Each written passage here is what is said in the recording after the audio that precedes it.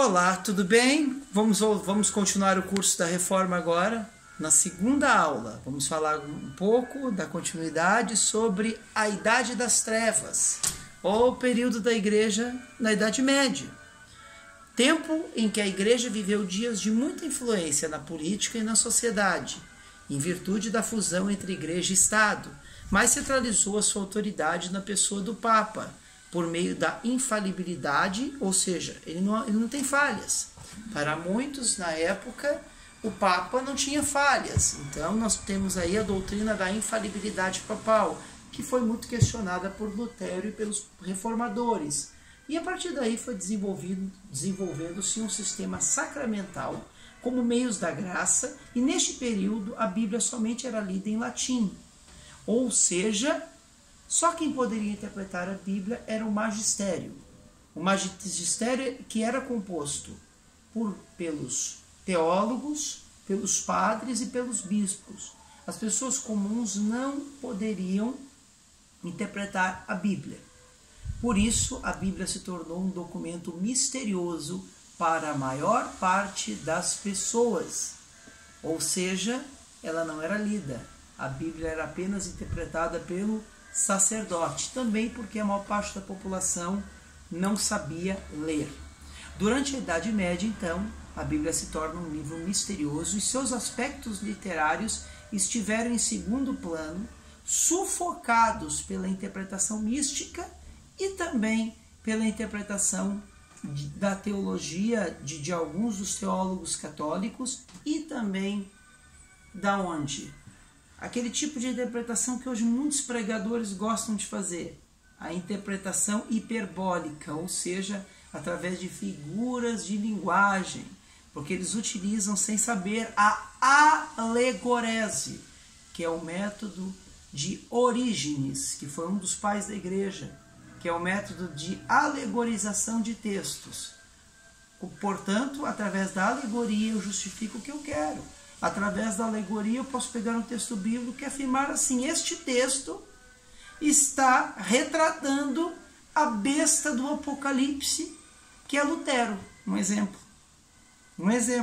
tá? Até porque Lutero também foi chamado de besta do Apocalipse, como também uma das formas de o acusarem.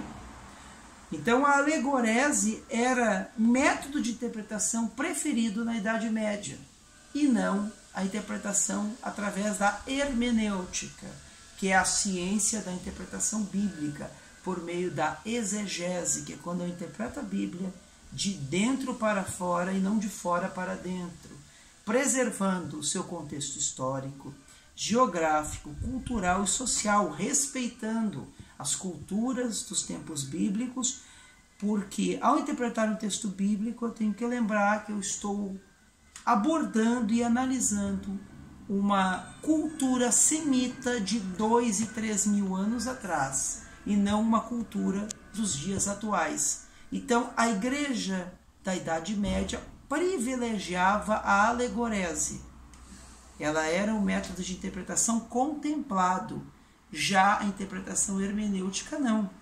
Então, isso justificava a venda de amuletos, a venda de indulgências. O que seria uma carta de indulgência? A indulgência era por meio dos méritos de Cristo. Isso eu vou falar na próxima aula, que nós vamos analisar as teses. Ou seja, para a igreja dominante da época, os méritos de Cristo estavam representados pela carta de indulgências. Uma pessoa comum poderia receber da igreja uma carta que ela era comprada. E através dessa carta ele estava garantindo um passaporte para o céu. Havia também a prática da diabolização, o uso de amuletos, toda a tradição católica, enfim, uma série de argumentos que não encontram respaldo nas Escrituras. Os séculos XVI, XV, XIV foram os mais afetados pelo desespero, confronto, preconceito, intolerância e inquietações de todos os tamanhos. O medo do diabo, de Satanás, do terrível fogo do inferno, do juízo final e da ira de Deus ficou tão marcado na mentalidade popular a ponto de tudo ser entendido como coisa do diabo. Por quê? Como a igreja dominante da época, que era a igreja católica, medieval, ela contemplava o método de interpretação através da alegorese, eles justificavam as suas práticas através do texto bíblico, da interpretação dos professores da igreja, que é chamado magistério, e através da tradição. A igreja católica ainda ameaçava a todos com o fogo do inferno. E diante da teologia do medo, a igreja católica se torna dona de 50% das terras da Europa. Então esse é o vídeo 2. Vamos continuar na próxima aula. Um abraço e até o nosso próximo encontro.